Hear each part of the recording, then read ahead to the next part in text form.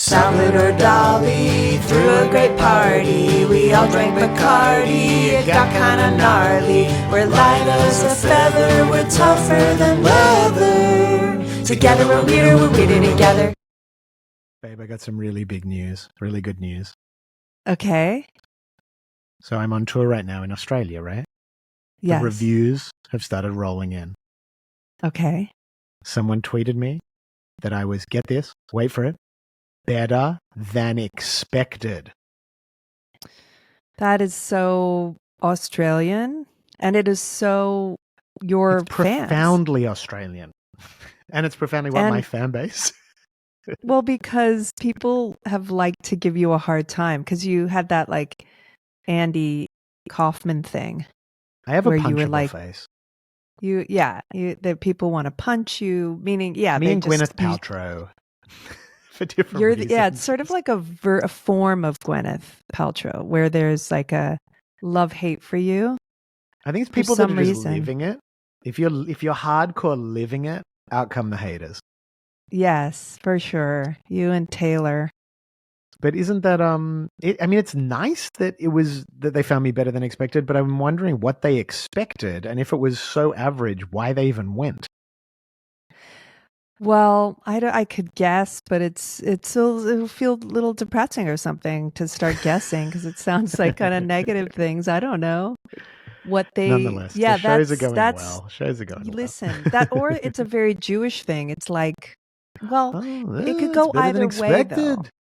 Better than It's expected. What? Like, yeah, with Jewish parents can go either way. Either it's like my Michael, God bless him, he could do anything. Or it's like you're in a movie, like, it can go either way. Huh. You? Like, is that a real movie? Yeah. So there's a kind of, but they just didn't want to let themselves down, but you didn't let them down. No, I surpassed their expectations. And I did a TikTok just before saying that I can only hope that in the next 30 years of my career, I continue to be better than expected. I mean, honestly, that is like a good, humble goal we should each have. That's true. I hope this podcast is better than people expect. Don't worry about being great. Just be good. Who said that? Yeah. A psychic told me that at 19. Yeah.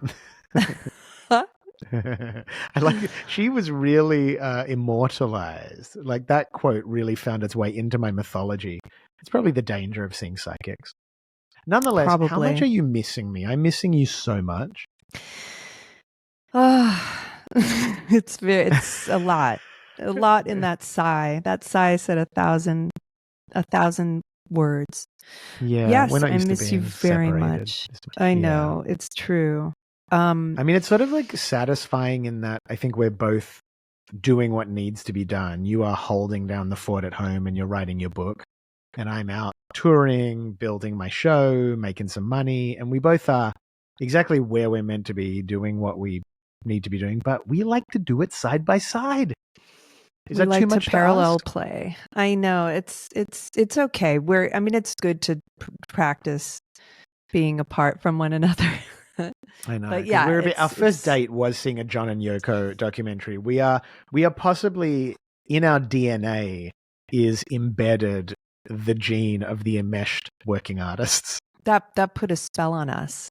Whatever movie you see on your first date will be, and it's funny, I was just telling my kid and her teen friends, they were asking me about my first date, and I said I saw Poltergeist with this kid. Whoa. And that would have been a terrible spell if that was the type of movie we had seen on our first date. How old were you? How old were you on your first date? Well, I was little, but like 12 or 13. But it was Did like your mom know you were going on a date? Yeah, I mean, it was like one of those dates where they probably, who knows, they might have even been my mom could have been in the theater 4 rows behind. But my first date was a double date in like 5th grade, I think. There was sort of 2 couples and we went to see Parenthood at Double Bay Cinemas. Mm-hmm. And I remember we went to watch the movie and we watched it and then we walked out and we didn't really have any plan after, so it all felt very awkward. So I just remember I said to the girls, we should do this again sometime. Because I heard people say that in movies and stuff. That's and good. the other guy I was with just burst out laughing, and he thought it was the funniest thing anyone had ever said. That's really cute. I Yeah. sometimes think about, when people used to go like making out, or what would they call it in cars, like cruising with parking, and how you see in these movies people like a couple in the front and then in the back seat, and they're both making out at the same time. And I always thought that'd be so weird. It's like, for some reason for teens, it's like that's what teens do, but grown-ups doing it, it would be like you'd be a swinger. Yeah, I think but because they're teenagers, it's not swinging. It's like, I never did that, kids but just it's never like have enough space. So yeah, they're but it's like, so so used then to it's having like, their space.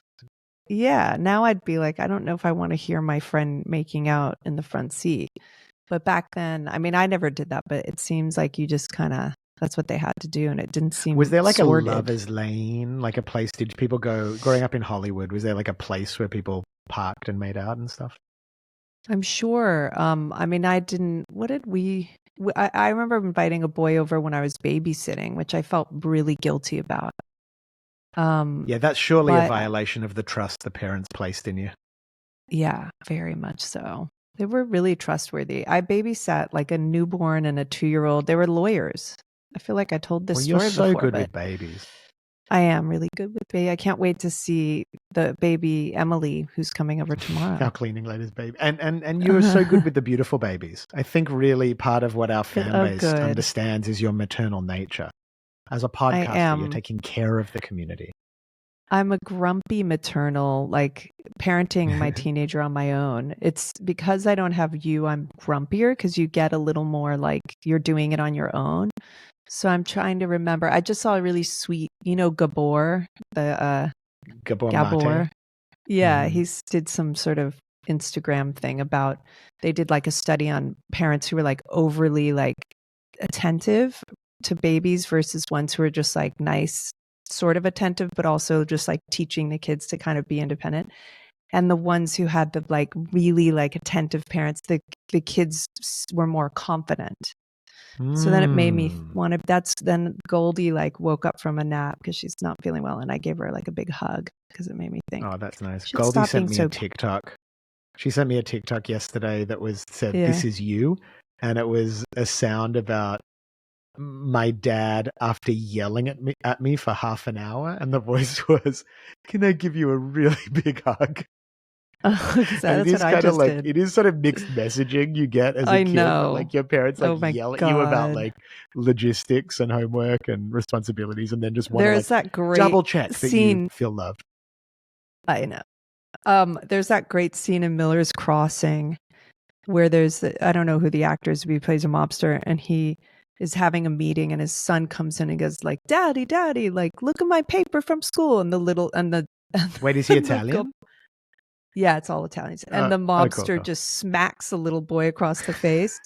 And then the little boy starts crying, and the mobster goes, "Oh, did somebody hit you?" And it's like the most amazing scene because it's like so insane. And it's kind of like that, like those abusive people who are like beating someone up and then giving them a present.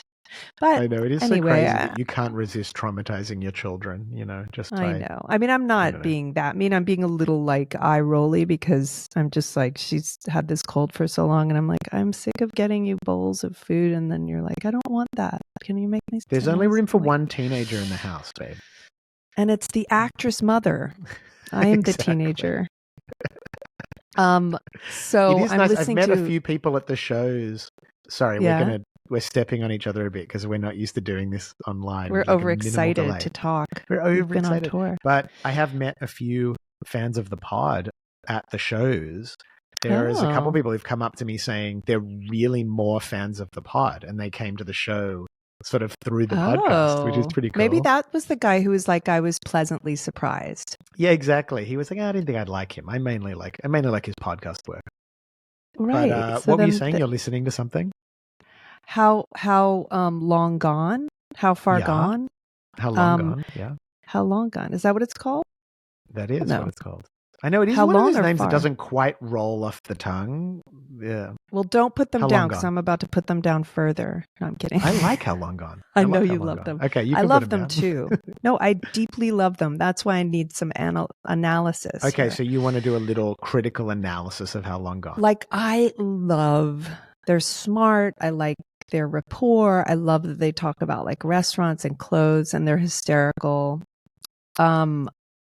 But they were talking about a funny thing about men reading a book to kind of like pick up girls. Oh yeah, like men used to do it about where like it's a like way of in picking up chicks. Yeah. yeah, they'd have a rough copy of a Hemingway book, but now they started reading more just like bestsellers because whatever they well, like changed kind of the books. topical books that people are wanting to make conversation Exactly. about. And it was a Emma great Klein bit, or and they're whatever. just yes. But then they were saying like girls pretend to like football for men, which I found offensive, and then also saying that one of the things that a girl would want her boyfriend to do is go out to dinner with, like, because they were talking about things you pretend to do to pick up each other, and they were saying some of the things you wouldn't do for your wife or girlfriend, and they're like, oh, go to, like, when they're like, why don't you come to dinner with my friends? So what it made me think of was that you are the lesbian of men because you love going out with women and friends, my friends. I do. But also it's like, is that an anomaly or is even hipster people like those two guys who are very hip and, they're like not macho dudes in the Midwest or whatever. They're still have like gender roles like that, right? So you're just very unique. Okay, so or is that sexist? Like I just felt a little like girls pretending to like football, like it just sounded so old fashioned. Or is it a bit? Is it a bit? It is. Okay, that's sexist? The thing. I think, it a bit, and I don't know if you've noticed.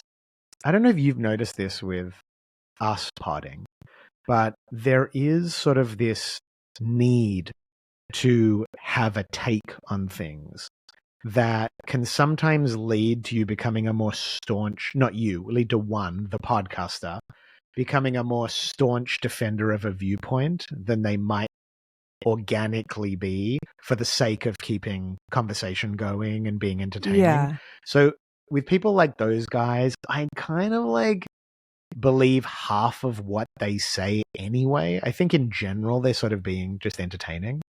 And I think they are. lean more to the side of like sparring rather than actually giving earnest viewpoints on things. Although they do sometimes, you know what I mean? So, yeah, I don't need them to be earnest. I love the comedy of it. I love them their choice of words, the way they break things down. That's their genius. It's so funny. I just thought, is this like, are they, I don't know. Like, I guess that's the funny thing we were talking about earlier about movies. You and I were talking about how some things aren't like overtly racist, but it's like, are you the right person to be saying that? And so anyway, I don't know. I'm still going to listen. I love them.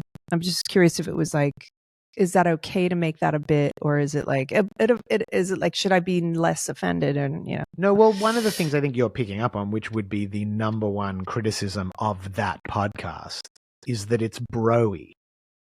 But they're like hipsters. Like people I didn't know hipsters but that's could the be thing. bro-y. I think that's why that podcast has done so well, because they've hit this intersection between bro culture and hipster intelligentsia culture. So it's like guys who aren't afraid to be guys, but also are into fashion and into music and into culture. And it's like that's I love that. Like, me, Russell and Noah and all the guys. I love going out with the guys and when it's like I love men joking like that, and women, I guess. I don't know why I'm saying men, but I think historically, like, because men have grown up being, encouraged to be outwardly like comedians and stuff. So I think I just grew up in the 90s and 80s watching my brother and his friends be like comedians together, and I would join in. And so I grew up loving like two dudes doing that. So I like it. But well, you and I had a good chat the other day after the last episode with our friends Lauren Lapkus and Mike Castle, which people should listen to if they missed. It's I think we both found it one of our favorite episodes because it's very relaxed and flowy in a cool way. But we were talking about our gender roles. I'm like invigorating. Well, it was both. But we were discussing our gender roles and how we sometimes fall into tropes of you being like the ditzy wife and me being the frustrated husband, and how these things are so embedded in our psyches for generations that it's almost hard not to step into the stereotypes sometimes. You're like George Burns and I'm like Gracie Allen. Like George, also he entertained until he was like 109 years old, and I could see you doing that. But also like I'm going to be a little wrinkled guy. Yeah. It's going to be it's going to be great. Jane Fonda, I love old, like now there's so many older actors who just get to perform like at old age. It's so good. But yeah, I think it's interesting. And the other thing I was going to say, I forgot. I'm like overexcited to talk to you. But yeah. Oh yeah. I was going to say something funny. That's always a good way to, you have to cut that out. The beautiful cut this babies a little will bit be out, the but judge listen, of that. listen. Yeah. How Long Gone is great because they break down like the food they ate at or different news and things. They break stuff down. But you and I, so far in this pod, have been breaking down conversations we had in between the podcast. So I thought that right. struck me as very amusing. That what if our thing became us just breaking down other conversations we had. Very meta. Yeah, our sort of scene report is really just the scene like between us. Just what 10 minutes ago about. when we had that conversation. So one thing going back to their talking about have you ever read a book to impress someone in public? Ooh. I have, by the way. I have read a book that I was worried about the opposite effect of. There was sort of an occult classic called Inside the White Brotherhood. But it wasn't about Aryan stuff. It was about like these celestial masters. And I remember when this book was being passed around between friends in one of my cultic situations, I was like, I'm not sitting like at a cafe or on the train and reading a book called Inside the White Brotherhood. Right. So did you cover up the book a little bit? I was like, put it in another cover. Put it in, like my year of rest and relaxation. I rewatched Fast Times at Ridgemont High, and every single line is really funny. And one thing struck me is there's a cute scene between Jennifer Jason Leigh and Phoebe Cates where they're reading in a magazine like sex stuff, those questionnaires in one of those magazines. And it was like, do you like to climax before your partner, climax after your partner, or with? And Phoebe Cates goes, with. But I was just thinking, climax. That's a word that's not, people don't really use that word anymore. Totally. It's fallen out of favor, hasn't it? Yeah. So I just do you like think it? Is it a word you like? It's funny. Well, it's like, did you watch that the was new a Kardashians good climax episode? No, but I will now that I know you've cheated on me by watching. I did. I was like, we have our shows we watch together, obviously, but I was jet lagged and I needed comfort food. So I watched Kardashians and Housewives of Utah. That was another thing. They had a big talk about the word titties. Ah. And who likes it, who doesn't like it, who finds it offensive. Sorry, what were you going to say? Yeah, let's go through that. No, there was another thing that they were saying in How Long Gone or How Far Gone. I like we're just doing like a recap of how long. Would you watch reality shows for your partner? And you're the one who got me into it. I got you into it. So it's not I think like I like reality shows better than fictionalized shows. Like reality shows to me are sort of, they're just like cult. I've been thinking about this a lot because obviously like I'm involved in TikTok and I work with young artists and I'm interested in what's happening currently. And I've been thinking about how important it is to be critical of contemporary culture versus immersing yourself in it and playing the game. Because there's tons of artists who can tell you everything that's gone wrong with the music industry and why social media is bad for it. And I've always just had the attitude of, who's got time to do it? We're actually trying to pay bills and build careers and communicate. But I've been thinking about that with reality TV. Like in some ways, I'm like a highly impressionable audience member. I kind of like to go with the flow of culture. Even though a lot of the culture I like musically and stuff is like a little left of center, I'm kind of interested in where culture's going. I'm totally making you yawn by mansplaining my attitude. I love it. I know, I'm like a guy. You're just like I'm nodding and great. yawning at me. No, But do you know what I mean?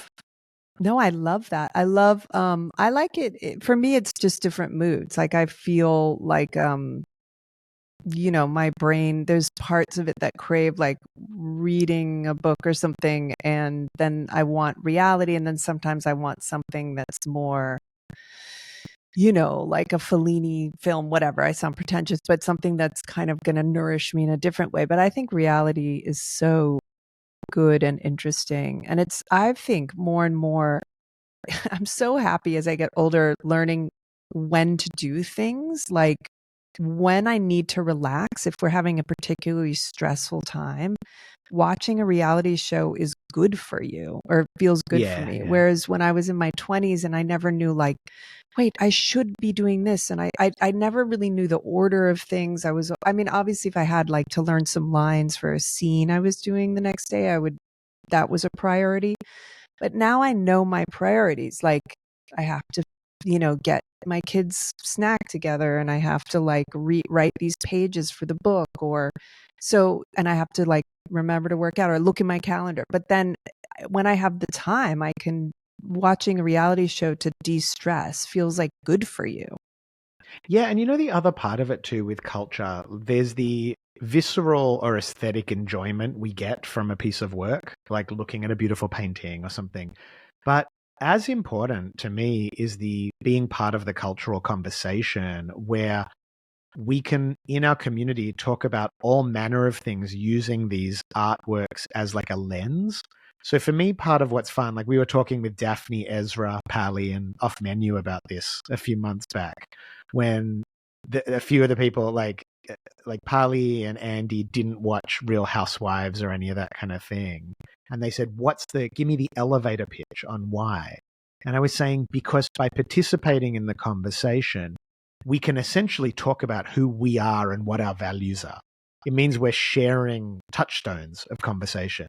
So I think that's part of it too. Like it's really fun to be in a shared. That's what was great. That's what people loved about Barbie and Oppenheimer. That like we could actually talk about ourselves and who we are by having the same reference points. Yes. So true. I love that. I love it. And there are interesting thoughts and conversations that come from these ideas. It's like the town square conversations that we don't necessarily have because we don't live in a town where you're watching things happen, Yeah.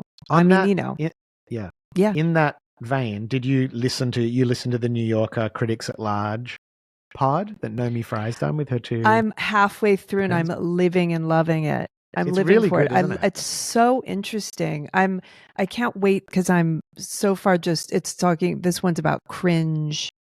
It's about like How to with John Wilson and cringe Nathan core. Fielder. And they're just segued into the difference sort of between Nathan Fielder and How to with John Wilson. How John Wilson How to is a little more heartfelt. And I'm curious to hear, because one of the people on the pod, the man, I know Naomi Fry, but I don't know. he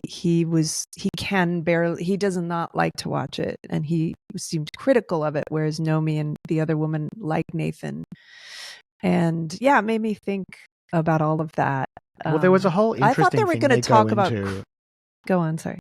Oh no, I was just going to say about neurodivergence and how if you go online, like on Reddit, there's a massive community of people that feel very seen by Nathan Fielder and John Wilson. Yes. Because these shows are about people who buck convention. And the point they make on this analysis is a lot of people who are on the spectrum look at the conventions and say, it's not us that's crazy. It's your world that's crazy with all of its conventions and expectations and etiquettes. And it's fun seeing these anti-heroes buckle them. Yeah, I know. We were last night I was at dinner with a couple of girlfriends, and we were talking about our doctors. And I was like, we were saying how a lot of doctors feel a little bit on the spectrum, and and I was like, but I do feel good if they're good. They know they were good at memorizing, perhaps. They know their stuff, but maybe they don't have the last best thing I want is like a poetic manner. doctor. Yeah, I don't want a doctor who's going to be moved by emotion in the moment and suddenly like change plan because the muse strikes them. I'll take, and also there's something comforting. It's funny. I have a doctor who has terrible bedside manner, but I almost feel comforted by his, he's not emotional or charged. So I don't feel stressed when he's talking to me about things. Of course, that's, if he's giving me not terrible news, so I'm already feeling okay. But I like, it's sort of calming that he sort of doesn't have, a lot of like emotion going on in his voice in a certain way. But do you know what I wanted to also telling them about? Sorry. We Rock the Spectrum. Oh my God. How do we even tell that story? No, it's just funny. There's a place nearby. It was like sort of not far, and so we would take Goldie to this indoor. And it was before Spectrum was like a household name. It was it's an indoor playground, and it was years and years ago. For years, we took Goldie, her friends, and I did sometimes think there were a few kids who seemed kind of whatever, like needed extra attention. Yeah. People caring for them there and stuff. But it just had like a zip line and swings indoors, like if you wanted. And then just a couple weeks ago, Goldie was like, the place you used to take me was for kids on the spectrum. And I was like, really? She's like, it's called We Rock the Spectrum. And that just went over our heads. I just was like, I thought it meant like colorful spectrum. I don't know. Hey, you know what I meant to tell you? I don't think you've heard yet. This week's episode of Raw Impressions, Lou and Adele Barlow's podcast. Yeah. It's really moving. It covers a whole bunch of different things, but one of the things that it starts off with is, Lou's got pretty bad tinnitus or tinnitus. Yes. And he recreates the frequency digitally of the ringing in his ears. Oh gosh. As part of the podcast. That'll it's trigger kind of me. Interesting. Yeah. It's a bit of a triggering episode because it's a lot about some different health concerns and things, but it's also just, I find Lou and Adele, the way they communicate, to be so heartfelt and loving and genuinely moving that I just was very touched by the episode. I thought it was really, I know. I love really their, nice. Yeah, I really like that podcast. Every time I put it on, I really, really like that. Hey, I've done like 3 DJ gigs along with my gigs since I've like doubled the amount of gigs I've done as DJ Dad Bod now in the last week. And it's like, I'm learning stuff about it. It's really cool. What are you learning? I'm starting to get a little more.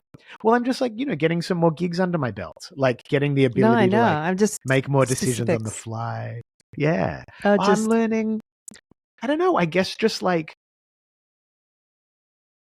I'm learning more about the threshold for when to change songs and stuff like that. Because there are some moments when drawing a certain song out and letting people drop in to a groove for longer is really good. And there's other times when, especially because my stuff, it's sort of gimmicky, like all the mashups, they almost have jokes in them, And at a certain point, the joke has landed and been assimilated, and it's time to move on unless you can really go on a bit of a journey. So that's been really interesting. And it's just been like, I've been so happy to, we did this festival show, Wanderer, the other night. It was a massive stage. It was like 5,000 people, full band, and I had all the props and my iMakestagram Rachel Burke cape. And, it's been incredible. Like, for people that don't know, the story of how this particular show came together was a few years back.